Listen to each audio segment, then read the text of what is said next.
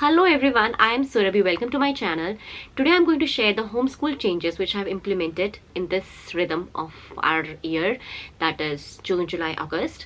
So the references, as I talked in my previous video where I shared our homeschool rhythm, that what time we get up, how we go through the day of homeschool, or whatever a routine for homeschooling is. I also talked about that our homeschool changes in different seasons of life or different seasons of year also. We do not do something we start from January and finish in December, or one discipline which started, or subject we started, or a routine we started in January we'll keep doing till the year end. It doesn't work with us.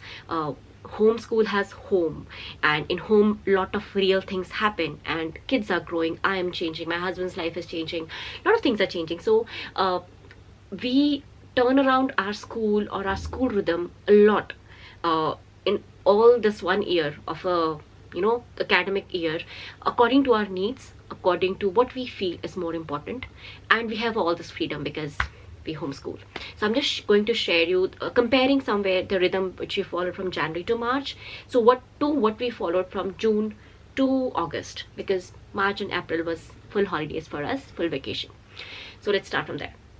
So first thing, when we came back from India after 2 months of full vacation, like it was literally full vacation, kids were not in the mood to school. It was I was not in a mood to cook and clean, so it was a lot of us to put effort to picking us up from that relaxed zone and start doing things ourselves. So how do I brought kids back to homeschool was calm homeschool. Like fighting to hoti hai, but that calm way was doing read alouds. We really did a lot of read alouds, and even now we are doing read alouds in this June, July, August. We used to do before also, but it's like much more.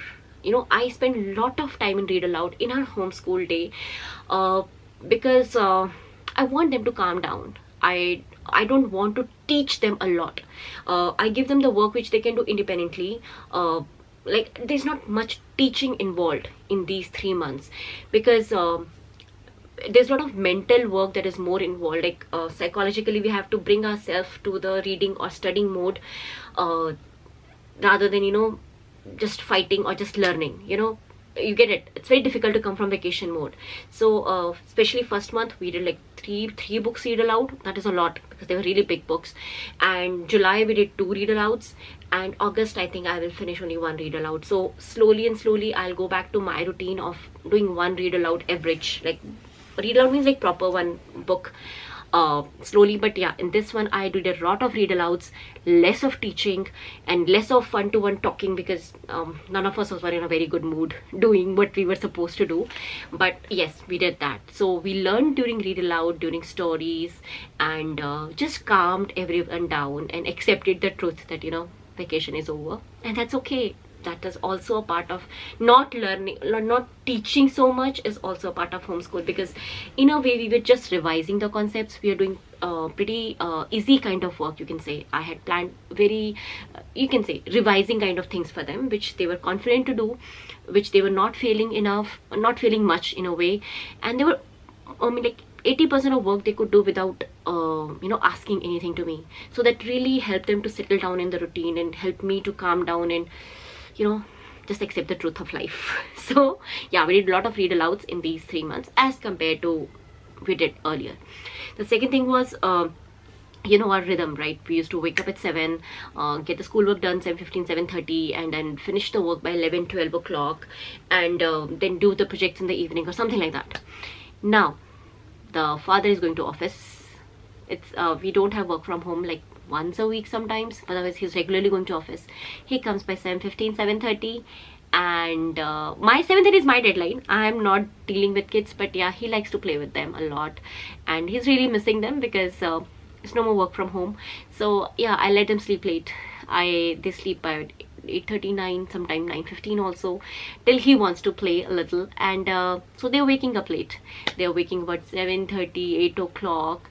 So yeah, we are off track there. I tried to force it. Honestly, I tried to force to bring things back to 7 o'clock. Didn't work that well because again, I'm just emphasizing the part that it's a home, happiness of my kids, and this thing that they have to spend time with their father. This is very, very important to me. So yes, letting go the thing that I'm off track on my rhythm It's hard as a homeschooling teacher, but as a mother, I'm very happy, and I'm trying to accept it that, you know, this is also important, and it's okay. We'll figure it out. I have to figure out a new rhythm and new routine, considering that Sunil is going to office and he's coming late. And that is also the flexibility you have if you think that some life changes have happened which make you shift. Like, not everything can be done early morning for all the people. It's okay, you can start your school at 8 or 9, or maybe do it night. I don't know what I will do in the next cycle. I have no idea, but I know that this thing is not working very fine. So just telling you that this is a real life thing. The rhythm has to change. It cannot be morning time or early morning time basically for us, because kids are sleeping late. And why? Because they want to play with their dad, and playing with dad is more important. So I need to change, and I'll let you know what I do the next cycle. In this cycle we did half. Like, sometimes they wake up at 7, sometimes they woke up at 8, and we just started the day as soon as possible. That we did. As soon as they woke up, the food was on the table, and I was starting the read aloud and not fighting. And it's okay, you woke up, okay, let's start. So yeah, that's what we did about the timing part of our homeschool. And the other part, that 4 days a week, no, we are doing 5 days a week in this cycle. Why? Again, COVID restrictions have been lifted up. We are meeting people, we are making the homeschool families, not every day, but like twice a week. We have the scheduled homeschool meetups or meeting up the other families, and then we go out, we go to libraries, museums, or just coffee stores or bookstores, because it's more open now. And when we do that, I do not want to like study a lot. Again, we are waking up a little late, so I have basically spread the work to 5 days. You know, we do little work, but all the 5 days. So if in one day, if I'm meeting someone in the morning, or if we have some plan up in the morning, so I don't fuss about it. It's okay, we'll pick up in the evening, we'll do some work there, or we'll do some work in the night. But the work is this much that I know it can get finished in 2 hours. So you understand that, because again, this I'm telling is a transition change, because after COVID restrictions have been lifted up, there are a lot of real things happening in home, which I am still going to finalize my rhythm, and that's okay. That's just a transition phase. But yes, because we have a lot of unplanned things coming up. Someone drops a message, oh, let's meet in there. Oh, let's meet you're free on this Friday, okay, let's meet up there. Or this Tuesday, oh yeah, there's a meeting up there, let's go there. So I need to make sure that my work is not that much, and I still have room to finish it off. So you can say very smartly, I have broken the 4 days work to 5 days work. And that's how I am dealing with my psychological pressure that academically they are doing right things. Done that. And one more thing, the projects. Oh, we are not doing any electrical projects or any hardwired or any Lego projects, nothing. I have wrapped out everything. Why? Because I need some space. Some space in the sense, I need some space in my mind to figure out where do we take electricity or physics or these to next level. And Legos also, what to do next, because I think whatever was expected of her age, she's done with it. And she was getting bored, I was getting bored, and I did not know how to challenge her further, and I still not figured it out. So I just wrapped out everything, packed everything in a suitcase and put it in the storeroom. All the Legos, all the beads, whatever craft we did last year or last season, I have packed everything. I have taken out stones and color pencils and paints and peg dolls. So my girls have been drawing on the stones. I have a big bag of stones with the color pencils mostly. My elder one loves doing with color pencils, and this is my younger one. She drew me with the paint. And this is Sanvi. She made some scene like that. And then we are doing peg dolls. Harry Potter. Who is this? Captain America? No, I think so. It's Captain America. Focus something. And this is some villain, Joker, from Lego something. So that's a craft she's doing, which I don't have to direct her, but I just left it an open to whatever you want to make with her. She asked me sometime for pictures for these characters, or either books or through phone. But yes, that's all the crafts we are doing. Nothing is structured, nothing is planned here, but it's just that when we are not going out, when they are just simply bored, they just pick up these things and draw and paint, and that's it. That's all of the projects we are doing. So in a way, if you think we are pretty slow, we are just picking it up, we are not doing that lot of work and lot of academic, fun do things, you're not doing anything. We are just letting things settle down, waiting for the new routine, new rhythm, and new life to evolve and see how we fit our school into it. Again, home comes first for us, and school will just wire around wherever we can, and that's okay. That's I'm telling. It's fine.